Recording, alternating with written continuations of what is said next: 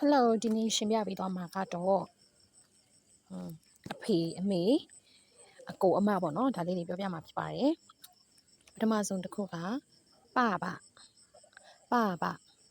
爸ကအဖေဖြစ်ပါတယ်မသိတဲ့စလုံးဝါရစလုံးလေးတွေကြည့်ကြမယ်名字နာမည်爱ချစ်တယ်有ရှိတယ်第一你的爸爸叫什么名字你的爸爸你ရဲ့အဖေ叫ခေါ်တယ်什么ဘာလဲ名字အမည်နဲ့အဖေရဲ့နာမည်ကဘယ်လိုခေါ်တာလဲ你的爸爸叫什么名字第二我的爸爸爱我的爸爸爱我的爸爸爱我的ကျွန်တော်ရဲ့爸爸အဖေက愛ချစ်တယ်我ကျွန်တော်ချစ်တယ်ကျွန်တော်ရဲ့အဖေကကျွန်တော်ကိုချစ်တယ်我的爸爸爱我第三你有爸爸吗你有爸爸吗你က有ရှိတယ်爸爸အဖေမလားဆိုတော့နင်အဖေရှိသလား你有爸爸吗နောက်တစ်ခုကကြတော့妈妈ဆိုတာကအမေဖြစ်ပါတယ်ဝါဟာရလေးက做饭ထမင်းချက်တယ်漂亮လှပါတယ်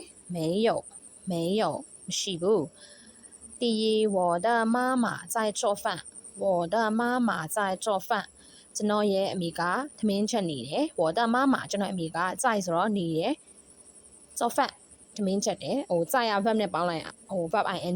အဓိပ္ပာယ်ရတယ်ပေါ့နော်ချက်နေတယ်အမေကထမင်းချက်နေတယ်ဟင်းချက်နေတယ်第二你的妈妈漂亮吗你的妈妈漂亮吗你ရဲ့妈妈အမေက漂亮လာတယ်မလားဆိုတော့နင်အမေကလာသလား你的妈妈漂亮吗第三我没有妈妈ကျွန်တော်မှာအမေမရှိဘူး然后下一个是哥哥အကိုဖြစ်ပါတယ်ကတစ်ခုကြည်ဘယ်လောက်လဲ喜欢ကြိုက်နေတတ်တယ်游泳ရေကူးတယ်第一我有一个哥哥我ကျွန်တော်က有ရှိတယ်一个တယောက်哥哥အကိုတယောက်ရှိတယ်我有一个哥哥第二你有几个哥哥你က有ရှိတယ်几个ဘယ်နှယောက်哥哥အကိုဘယ်နှယောက်ရှိတယ်လဲ第三哥哥喜欢游泳哥哥အကိုက喜欢ကြိုက်နေတတ်တယ်游泳ရေကူးရတာကိုကြိုက်နေတတ်တယ်哥哥喜欢游泳အကိုကရေကူးရတာကိုကြိုက်နေတတ်တယ်然后第四姐姐ကအမဖြစ်ပါတယ်